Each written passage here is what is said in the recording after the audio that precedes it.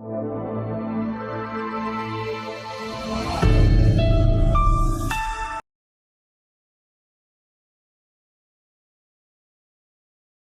मेरे प्यारे बच्चों, कैसे हैं आप सब लोग। मैं आशा करती हूँ आप सब लोग बहुत प्रसन्न होंगे, स्वस्थ होंगे और खूब सारी पढ़ाई भी करते होंगे।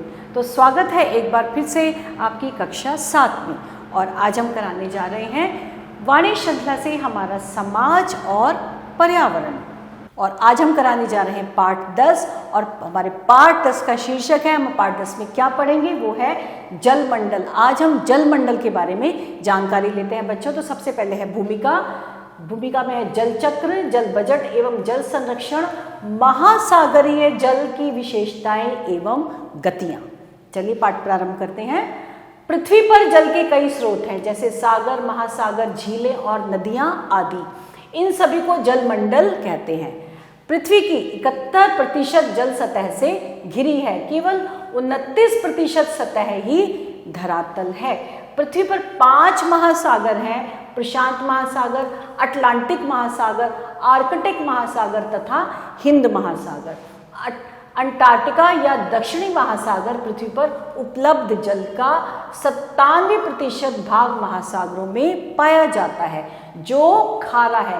केवल 3% ताजा जल यानी कि मीठा जल पाया जाता है, जिसे हम नदियों, झीलों, हिम तथा जलाशयों से प्राप्त करते हैं। भूमि के अंदर भी कुछ जल विद्यमान रहता है, जिसे हम कुओं तथा नलकूपों आदि से बाहर निकालते हैं। और अब हम पढ़ेंगे जल चक्र। पृथ्वी पर जल 3 रूपों में विद्यमान है, तरल रूप, ठोस रूप तथा गैसीय रूप में जल की मात्रा विभिन्न रूपों में बदलती रहती है। परंतु पृथ्वी पर कुल जल की मात्रा यानी कि सभी रूपों को मिलाकर समान रहती है, क्योंकि जल अपनी गति के कारण एक स्थान से दूसरे स्थान पर जाता रहता है अथवा एक रूप से दूसरे रूप में परिवर्तित होता रहता है। उदाहरण के लिए महासागरों का जल वाष्प के रूप में पाया जाता है, वहां से यह वर्षा के रूप में स्थल या सागर में ही फिर आपस में आ जाता है। वर्षा का जल नदियों द्वारा फिर समुद्र में वापस जाता है। जल की इस गति को क्या बोलते हैं? जल की इस गति को जल चक्र कहा जाता है, जल चक्र कहते हैं। वर्षा का जल ही छिद्रित चट्टानों में रिसकर भूमि के अंदर जाता है, जिसे भूमि का जल कहते हैं। हिम क्षेत्रों में पाई जाने वाली हिमानियां पिघलकर तरल जल के रूप में परिवर्तित हो जाती हैं। अब है जल बजट एवं जल संरक्षण। पृथ्वी पर एक जल बजट या भूमंडलीय जल संतुलन है, जिसमें वर्षण आय के समान है, जबकि वाष्पीकरण और वाष्पोत्सर्जन व्यय है। महासागरों, नदियों, झीलों या तालाबों में विद्यमान जल के ऊपर सूर्य की किरणें पड़ने से वाष्पीकरण होता है। पादप अपनी जड़ों द्वारा भूमि से जल ग्रहण करते हैं और अपनी पत्तियों द्वारा उसे जलवाष्प के रूप में पुनः वायु को दे देते हैं। पादपों की इस प्रक्रिया से जल वापस देने को वाष्पोत्सर्जन कहते हैं। कुछ क्षेत्रों में वसंत ऋतु में बर्फ पिघलने या वर्षा ऋतु में अधिक वर्षा के कारण अधिक जल एकत्र हो जाता है। इस अतिरिक्त जल के कारण जल संतुलन बिगड़ जाता है। इसके विपरीत स्थिति भी हो सकती है। गर्मियों में वाष्पीकरण बढ़ जाता है, जिससे मौसम शुष्क हो जाता है तथा जल आपूर्ति कम हो जाती है। हम पृथ्वी का जल बजट नहीं बदल सकते, परंतु जल के प्रयोग को नियंत्रित कर सकते हैं। नगरों को उद्योगों में प्रयोग होने वाले जल का बड़ा भाग नदियों या महासागरों में अनुपयोगी जल के रूप में वापस चला जाता है। इसमें प्रायः हानिकारक पदार्थ होते हैं। हम जल की मात्रा को बढ़ा नहीं सकते, क्योंकि वह सीमित है। बढ़ती हुई जनसंख्या की आवश्यकताओं की पूर्ति के लिए पर्याप्त जल सुलभ हो सके, इसलिए हमें जल के उपयोग में सावधानी बरतनी चाहिए। इस अमूल्य संसाधन को सुरक्षित रखने के लिए जल संरक्षण पर हमें विशेष ध्यान देना चाहिए। जल प्रदूषण को रोककर तथा जल का सावधानी पूर्वक प्रयोग करके हम इसका संरक्षण कर सकते हैं। बाढ़ पर नियंत्रण करना भी संरक्षण का एक उपाय है। वर्षा के जल को घरों में संग्रह करने की तकनीक भी अब विकसित हो चुकी है। दूषित जल को स्वच्छ करके पुनः प्रयोग में लाया जा सकता है। हमें नगरों का कूड़ा करकट एवं औद्योगिक अवशिष्ट जल स्रोतों में नहीं फेंकने चाहिए और न ही पशुओं को नदियों व तालाबों में नहलाना चाहिए। अब है महासागरीय जल की विशेषताएं एवं गतियां। महासागर पृथ्वी के तापमानों को मृदु बनाते हैं। वे जलीय चक्र में महत्वपूर्ण भूमिका निभाते हैं।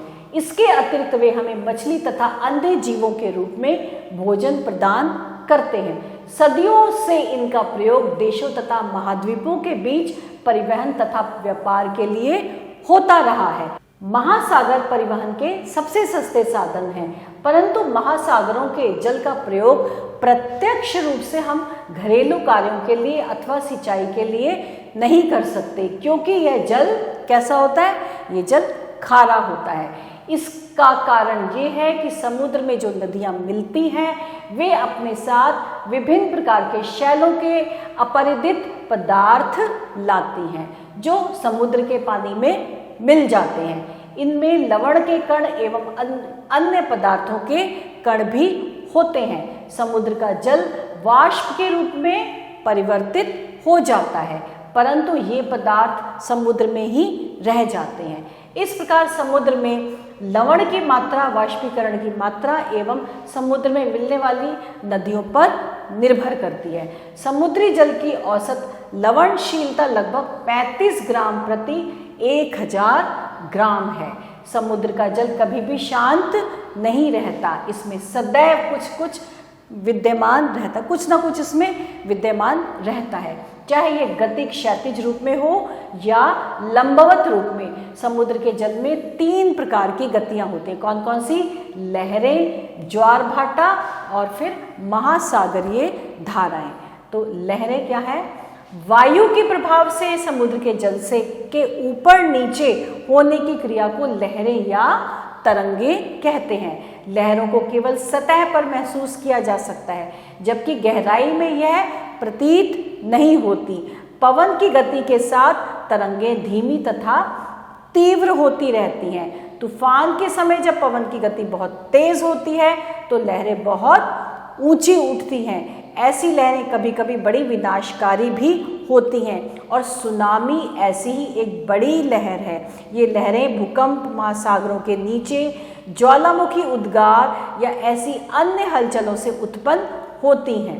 आजकल लहरों की शक्ति का प्रयोग विद्युत उत्पादन के लिए भी किया जाता है। इन लहरों का पूर्वानुमान न होने पर मछुआरों को बहुत बड़ी हानि भी हो सकती है। और अब है ज्वार भाटा। समुद्र के जल स्तर का प्रतिदिन एक निश्चित समय पर 2 बार चढ़ना और उतरना ज्वार भाटा कहलाता है। ज्वार भाटे की उत्पत्ति का मुख्य कारण चंद्रमा की गुरुत्वाकर्षण शक्ति है। इसमें थोड़ा प्रभाव सूर्य का भी होता है। समुद्र के जल के ऊपर उठने को उच्च ज्वार तथा इसके नीचे गिरने को क्या बोलते हैं? निम्न ज्वार या भाटा ज्वार कहते हैं। ज्वार भाटा मछली पकड़ने तथा नौ संचालन में सहायक होता है। कभी कभी उच्च ज्वार बड़े जलयानों को पोताशय तक आने तथा पोताशय से बाहर जाने में भी सहायक होते हैं। हुगली पर स्थित कोलकाता बंदरगाह ज्वार भाटा के उपयोग का एक अच्छा उदाहरण है। और अब है महासागरीय धाराएं। समुद्री सतह की विशाल जल राशि की एक निश्चित दिशा में होने वाली सामान्य गति को महासागरीय धाराएं कहते हैं। इन धाराओं की उत्पत्ति पृथ्वी के घूर्णन एवं पवनों के कारण होती है। जलधाराएं महासागरीय जल के गर्म और ठंडे होने से भी बनती हैं। ठंडा जल संघन और भारी होता है तथा गर्म जल अपेक्षाकृत कम संघन और हल्का होता है, इसलिए ठंडा जल नीचे बैठ जाता है। ध्रुवीय क्षेत्रों का ठंडा जल समुद्र की तलहटी के साथ साथ धीरे धीरे विषुवत रेखा की ओर गतिशील होता है। विषुवत रेखा के निकट से गर्म जल महासागरों की सतह पर ध्रुवों की ओर प्रवाहित होने लगता है। जो धाराएं ध्रुवीय प्रदेशों यानी कि उच्च अक्षांशों से विषुवत रेखा उच्च अक्षांशों की ओर चलती हैं उन्हें ठंडी धाराएं कहते हैं, तथा जो धाराएं विषुवतीय रेखा क्षेत्र में यानी कि निम्न अक्षांशों ध्रुवों की ओर चलती हैं उन्हें गर्म धाराएं कहते हैं। यदि आप दिए गए मानचित्र में ध्यानपूर्वक उनकी दिशाओं को देखेंगे तो आप पाएंगे उत्तरी गोलार्ध में अपनी बाईं ओर यानी कि घड़ी की सुइयों के घूमने की दिशा के विपरीत मुड़ जाती हैं। ये देखिए मुड़ रही हैं धाराएं। हम मानचित्र को अगर ध्यान से देखेंगे, इसका कारण पृथ्वी का घूर्णन है। दिए हुए मानचित्र में आप महासागरीय धाराओं को देख सकते हैं। ये देखिए सागरीय जो धाराएं हैं, महासागरीय धाराएं कैसे मुड़ रही हैं, कैसे घूम रही हैं। महासागरीय धाराओं का तटीय क्षेत्रों की जलवायु पर महत्वपूर्ण प्रभाव पड़ता है। गर्म महासागरीय धाराएं क्षेत्रों के तापमान को बढ़ा देती हैं तथा ठंडी महासागरीय धाराएं तटीय क्षेत्रों के तापमान को कम कर देती हैं। और अब विश्व की प्रमुख महासागरीय धाराएं कौन कौन सी हैं? उदाहरण के लिए जापान के तट के निकट क्यूरियोशियो गर्म तथा ओयाशियो ठंडी जल धाराएं हैं। इसी प्रकार गल्फ स्ट्रीम उत्तरी अमेरिका के पूर्वी तट पर एक गर्म जल धारा है।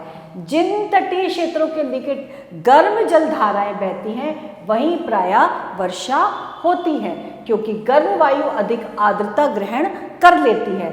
इसके विपरीत ठंडी जलधाराओं से प्रभावित क्षेत्रों में कम वर्षा होती है। अफ्रीका के दक्षिण भाग के पश्चिमी तट पर पूर्वी भाग की अपेक्षा वर्षा कम होने का यह भी एक कारण है। मानचित्र में देखने से आपको ज्ञात होगा कि अफ्रीका के दक्षिणी भाग के पश्चिमी तट पर वेंगुएला ठंडी जलधारा है, क्योंकि यह विषुवत रेखा की ओर बहती है, जबकि पूर्वी तट पर मोजाम्बिक गर्म जलधारा है, क्योंकि यह विषुवतीय रेखा क्षेत्र से दक्षिण की ओर बहती है। ठंडी तथा गर्म धाराओं के मिलने से मछलियों के भोजन की मात्रा में वृद्धि हो जाती है। ऐसे क्षेत्रों में मछली पकड़ना एक प्रमुख व्यवसाय है।